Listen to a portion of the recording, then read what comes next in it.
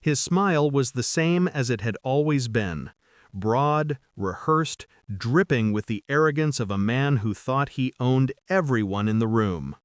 "Ready to train Tommy?" he asked. I smiled back, steady as stone. "No," I said. "I'm here to take what's mine." His grin cracked, like wet plaster under pressure. The office fell silent, just the ticking clock and the faint hum of the air conditioner.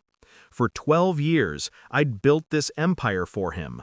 Every bid, every contract, every project that put his name on the skyline.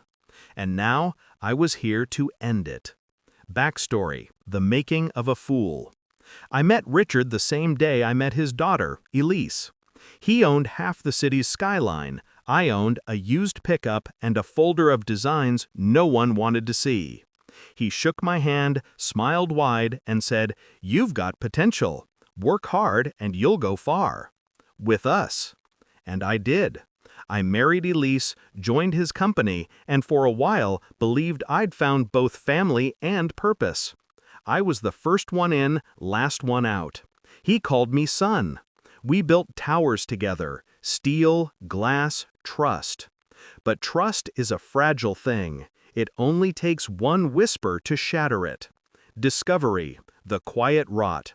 It started small. Meetings I wasn't invited to. Files moved from my folder to Tommy's. Tommy, his real son. The one who showed up hungover to safety briefings and signed documents he couldn't read. Then came the trip to Denver. Richard asked me to stay behind, hold the fort. A week later, a subcontractor called, asking if I approved the deal Tommy had signed, a deal worth 7 figures. My name was on the paperwork, my signature was forged. I confronted Elise first. She hesitated too long before denying it. That pause told me everything.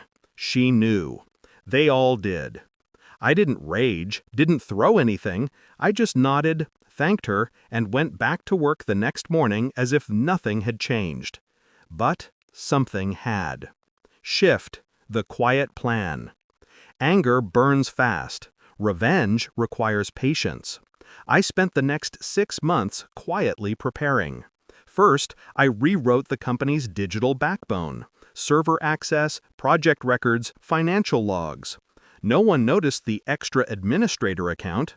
Then I built relationships with the suppliers, the contractors, the banks. Not under Richard Construction, but under Haven Engineering LLC, a name that didn't exist yet. While Tommy posed for press photos, I was quietly buying the skeleton of a new empire. When Elise asked why I was distant, I said I was tired. She believed me. By the time the fiscal year closed, every major client was already in my pocket. They didn't owe loyalty to Richard. They owed it to the man who'd actually done the work: me. Execution: the unraveling. The night before the board meeting, I slept for the first time in months. I knew what was coming. So did he, though he didn't realize it yet. At 8 a.m., he walked into the conference room with Tommy in tow. Elise sat beside him, eyes down. The board was already there, waiting. I handed out folders. Each contained a full audit: contracts, emails, bank transfers, all pointing to Tommy's embezzlement, signed off under Richard's name. He laughed at first. "You think anyone will believe this?" I met his eyes. They already do. Because while he'd been busy stealing credit, I'd been recording everything. His voice on calls, his forged signatures, his accountant's confessions. The district attorney received it all that morning. The silence in the room was surgical. One by one, the board members turned toward me. They weren't shocked. They were relieved. When he realized it, the color drained from his face. "This is my company," he rasped. "No," I said. "It was built on my hands. Now it's built under my name." Climax: the fall. He lunged, called me a snake, a traitor. I didn't move. Security did. They led him out through the lobby, past the men he used to bark orders at. He didn't meet their eyes.